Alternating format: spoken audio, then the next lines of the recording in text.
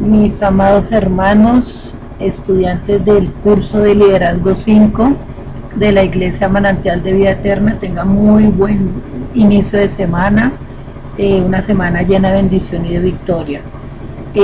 Aquí les envío un video hecho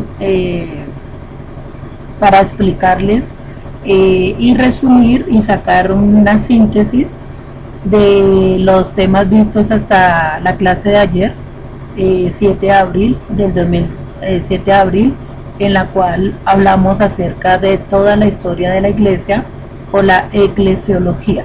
Entonces voy a hacer un panorama general, de pronto vamos a omitir cosas que en la clase vimos, de pronto no vamos a ver todo el tema tan específico como lo vimos en la clase, pues este es un corto video y pues no me puedo extender tanto para que ustedes sea grato para ustedes ver el video.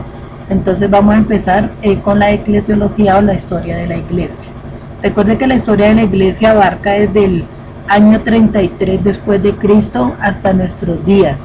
La dividimos en siete etapas, que es la iglesia apostólica, la iglesia perseguida, la iglesia medieval e imperial, listo, la iglesia reformada, la iglesia moderna y la iglesia contemporánea. Cada una de esas etapas, la idea es no es aprendernos los personajes al pie de la letra, ni lo que pasó en cada siglo, sino es aprender a extraer una verdad bíblica y una verdad que podamos nosotros en nuestra época poner en práctica. No repetir los mismos errores que de pronto ellos repitieron, porque el objetivo de la historia al conocerla no es que se quede ahí en los libros o en los cuadernos, o de pronto nos fascinemos con la historia en fecha, lugares, acontecimientos, personajes, situaciones, no, sino aprender de esa historia que debemos repetir porque en su momento dio un buen resultado y que no debemos repetir porque en su momento no dio el resultado o no fue algo que benefició a la iglesia. Entonces vamos a empezar con este viaje. Entonces la historia de la iglesia va desde el 33, año 33, que si recordamos es la muerte, resurrección y ascensión del Señor Jesús. ¿Listo? Entre los años 30 y 33, ese es el periodo en que empieza como tal la iglesia. En ese momento de la iglesia apostólica, marca el día de Pentecostés o el día de la fiesta de los 50 días, donde en lenguas de fuego es repartido el Espíritu Santo a 120 personas que se encuentran en Jerusalén en el aposento alto juntamente con los discípulos del Señor Jesús. Allí comienza, después de ese movimiento, después de ese día de Pentecostés, empieza una expansión sobrenatural de la iglesia, comienzan a haber milagros, señales, prodigios, maravillas, comienza un mover sobrenatural del Señor, y en contra de lo que los gobernantes de esa época pensaban, que al haber asesinado a su líder máximo, ellos se iban a dispersar y se iban a desunir. Lo que lograron fue unir más a esos creyentes y darles más fe y más fundamento para que ese evangelio que predicaba ese Jesús que caminaba por todo lugar fuera extendido hasta lo último de la tierra, como está escrito en Hechos capítulo 1.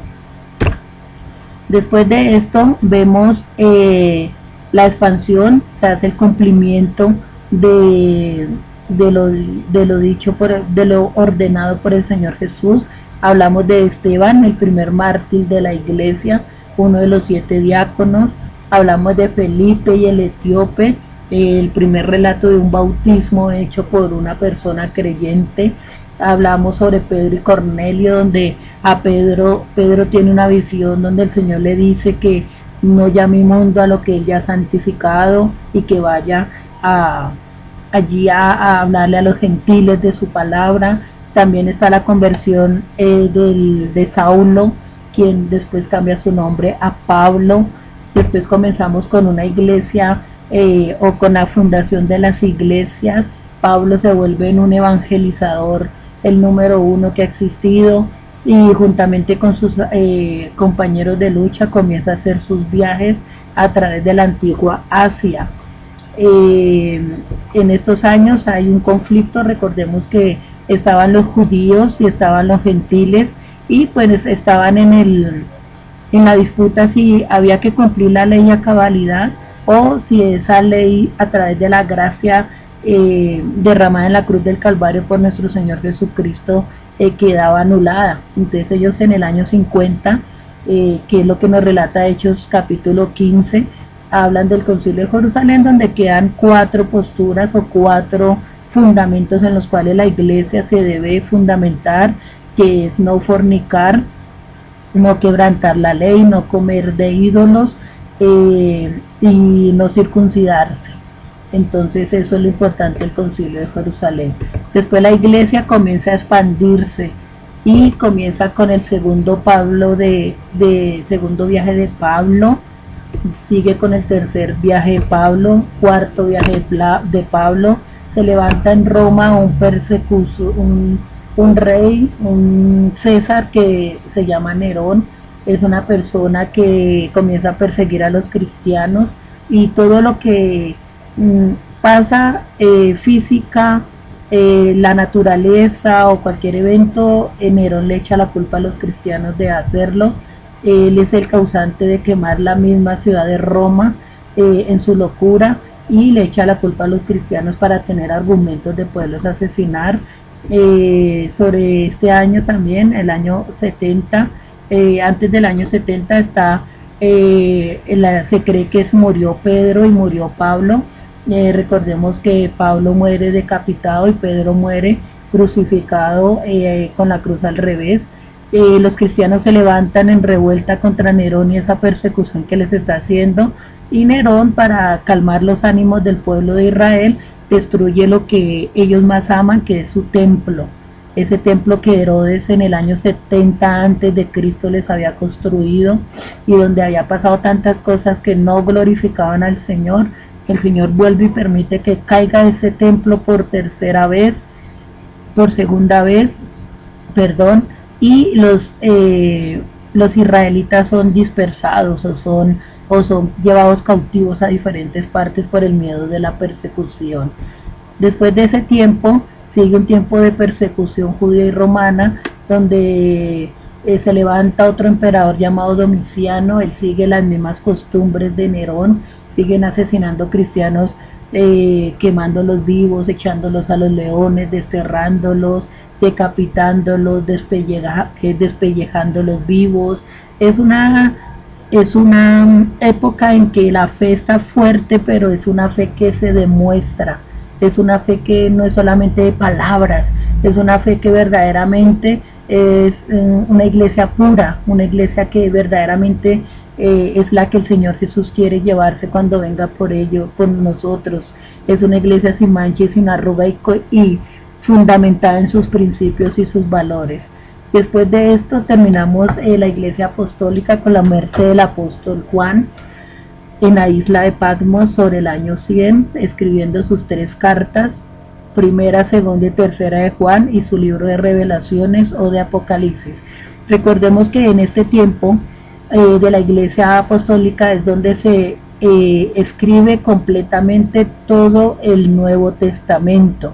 Después, más adelante, en los concilios se vinieron a unificar qué libros iban a pertenecer al canon bíblico y cuáles no, pero durante este tiempo de 70 años se construye todo el Nuevo Testamento.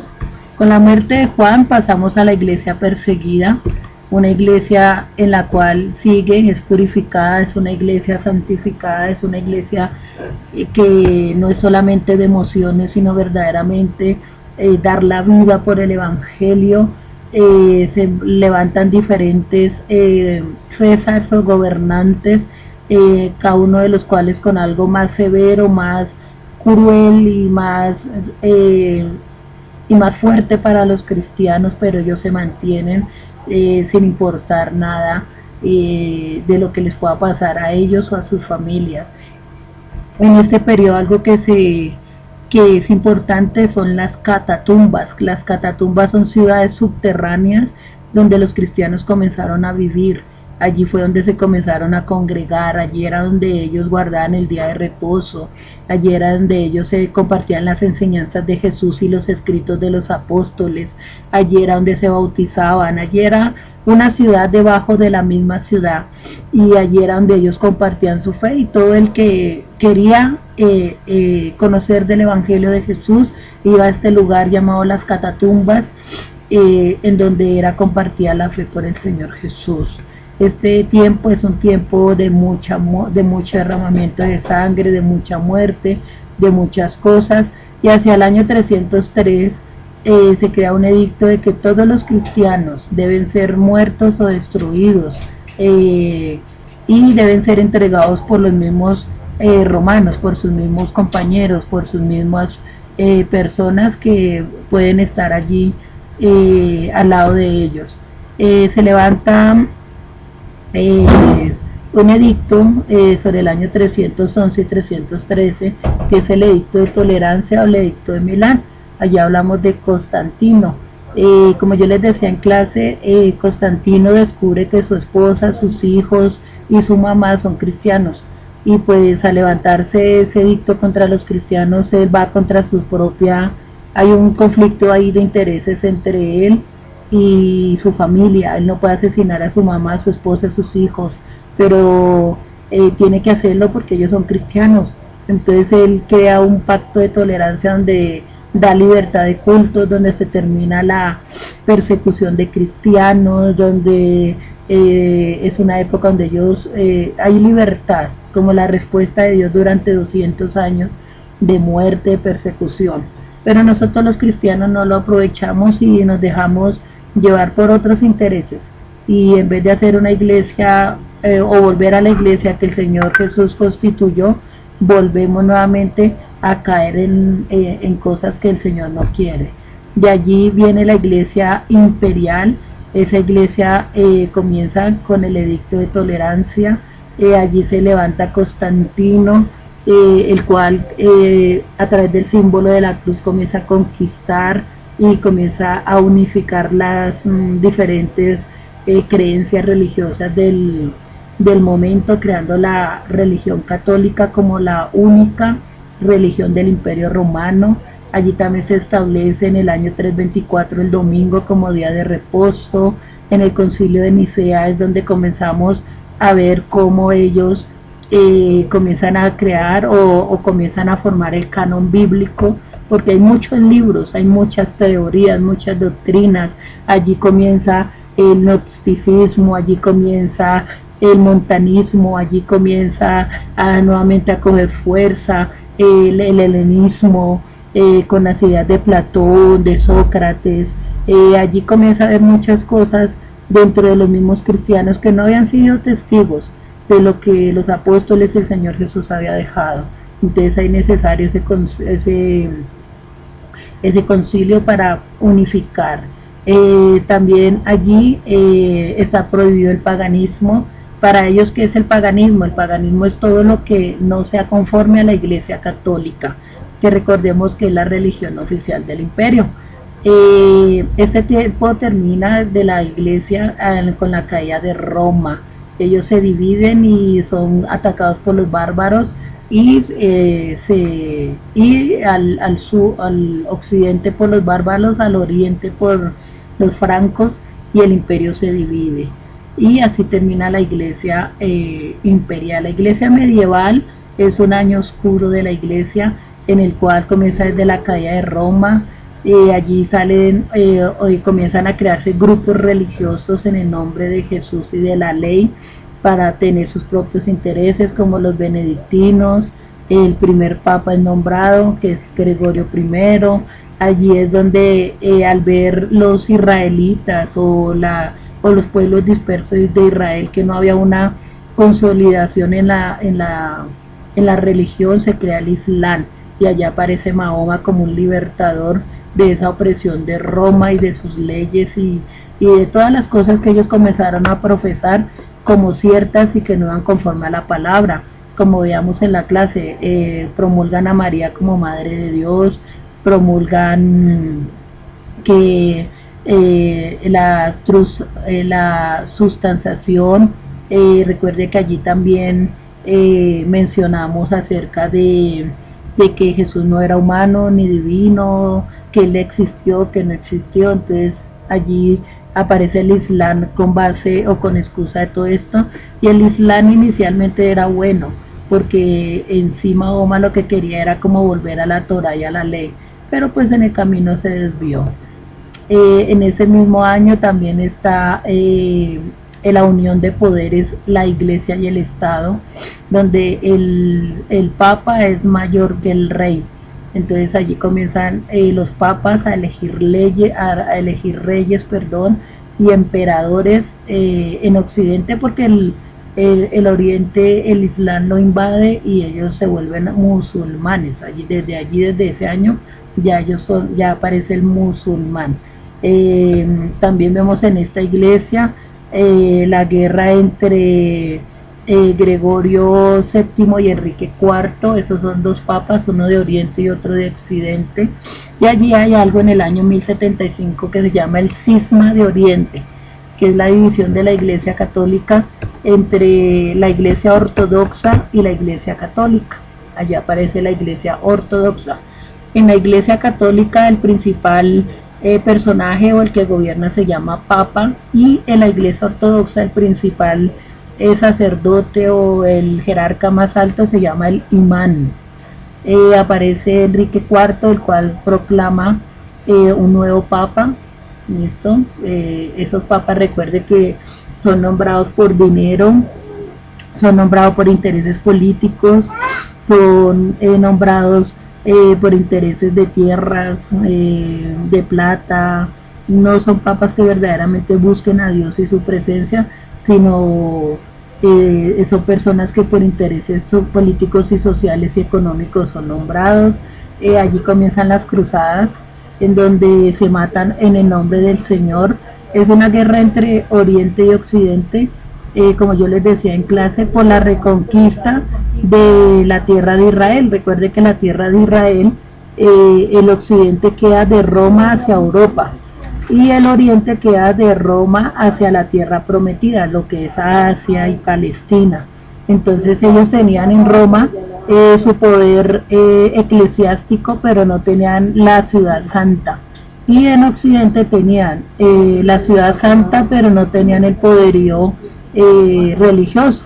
Entonces allí es donde producen esas guerras con las cruzadas. Entonces las cruzadas es Oriente sobre Occidente, y fueron todas estas cruzadas, son 8 cruzadas, 8 momentos de guerra entre Oriente y Occidente. Aquí está cada cruzada, y si ustedes se dan cuenta, todo iba hacia el lado de Constantino o la de la tierra prometida. Allá iba, o sea, no salían de allí, porque pues la idea era conquistar nuevamente Jerusalén para tener ya el poder religioso de toda la región. Son 200 años de guerra en los cuales los musulmanes se levantan, cogen poder y cogen odio. Allí es donde aparece el odio entre religiones y clases, porque la católica comienza a matar con tal de conseguir sus objetivos. De allí pasamos nuevamente a una cautividad que se llama babilónica, porque la sede principal o papal de Roma se pasa a otro lugar donde no era Roma. ¿Listo? Entonces eso fue algo muy fuerte en ese tiempo. Ahí están los papas que estuvieron en ese momento. Fueron 7 papas los que estuvieron allí como en Babilonia cautivos. De allí pasamos a la caída de Constantinopla, que era la ciudad política del Imperio de Occidente, por los musulmanes, los turcos. Muchas personas se unieron para esta caída de Constantinopla, y allí es donde ya desaparece como tal el Imperio de Occidente como lo conocíamos en esa época. Después pasamos a la iglesia reformada. Viene la iglesia católica, ya comienza su poderío porque en cierto modo se aplacó la competencia que había con Occidente. Ellos ya deciden no tener guerra como tal física o con cañones, con armas contra Oriente, sino ellos más comienzan a actuar y a pelear a través del intelecto, a través de la palabra, a través de costumbres, de normas, de leyes, y pues allí se desvían un poco del camino. En el Imperio de Occidente, Roma sigue con la Iglesia Católica ejerciendo poder. Recordemos que se levanta el Papa León XIII, en el cual él necesita reconstruir nuevamente la ciudad de Vaticano, porque recuerde que allá en Babilonia fueron destruidos y los sacaron de allá de Roma. Entonces comienza a crear algo que llama las indulgencias, que es pagar para que las almas de las personas muertas no estén tanto tiempo en el purgatorio, que es otra figura que ellos inventan, negando la existencia del infierno. Entonces comienzan a pedir dinero para que la gente o la alma de las personas salgan más rápido del purgatorio y vayan para el cielo. Se levanta alguien de la Iglesia Católica, Martín Lutero, es un monje. Recuerde que nosotros pensamos que la reforma es lo mejor de lo mejor que ha pasado, y pues sí tuvo sus cosas buenas, pero no fue lo mejor de lo mejor. Allí en la catedral de Wittenberg, el 31 de octubre de 1517, él coloca sus 95 tesis, que son preguntas en su momento a la Iglesia Católica, en donde refuta y pone en duda el purgatorio, la adoración de ídolos, María como la Madre de Dios, las indulgencias, que solamente el Papa podía tener el derecho de tener la Biblia y poderla interpretar, el por qué la Biblia no era compartida al pueblo, porque no se les hablaba la verdad. Y allí comienza a generarse un movimiento donde el Señor quiere hacer algo, pero pues nosotros como iglesia no lo entendemos y volvemos a caer en el error. Allí se levantan personajes, además de Lutero, o en varios países se comienzan a levantar también personas con esos mismos pensamientos. Por ejemplo, en Suiza se levanta también la reforma con Ulrico Zwinglio, el cual tiene los mismos ideales de Lutero.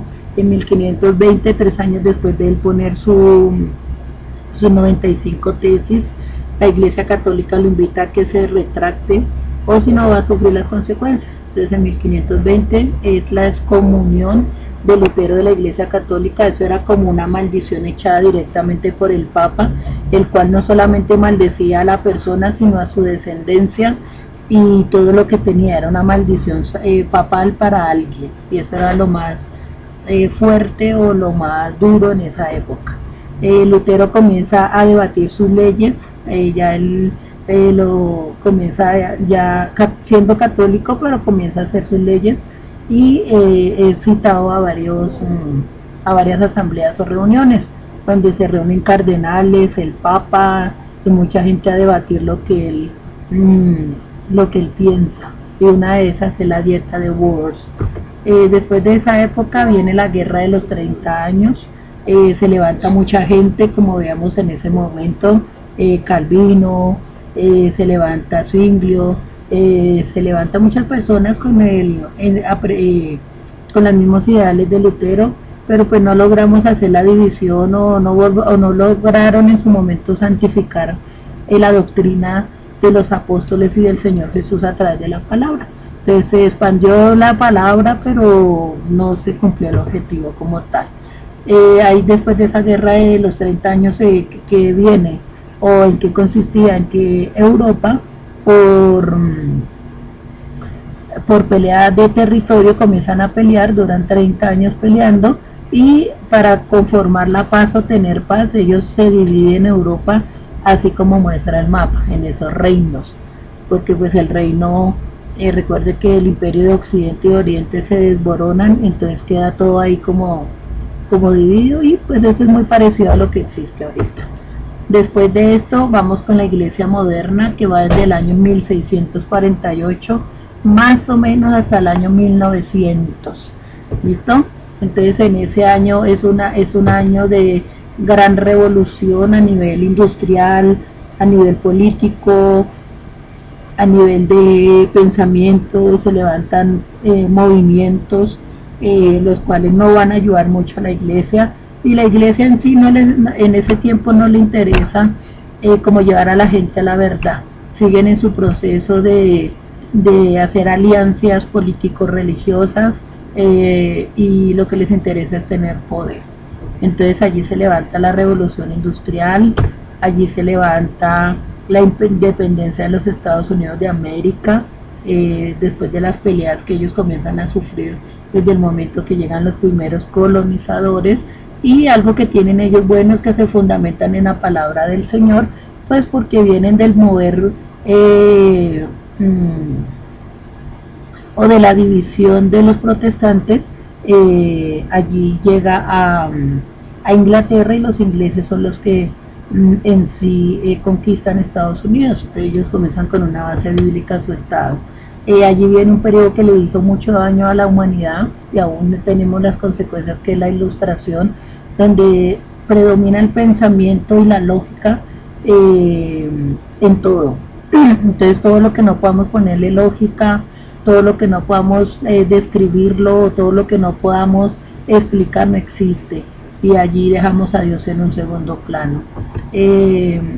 Después viene el siglo de la ciencia, que es donde hay los grandes descubrimientos. Uno de ellos es la teoría de la evolución o el origen de las especies, donde sacamos a Dios de nuestro concepto como ser creador, y le damos toda la potestad a la misma naturaleza como algo que se evoluciona o va cambiando conforme a la necesidad. Allí pasamos a la iglesia contemporánea, que es la iglesia de nuestros días. Allí hay varias guerras. Recordemos la Primera y la Segunda Guerra Mundial, la Guerra Fría, la Guerra del Golfo Pérsico, y muchas demás guerras, tanto en países como muere mucha gente. La Segunda Guerra Mundial, recordemos que después de la Segunda Guerra Mundial pasa un acontecimiento importante.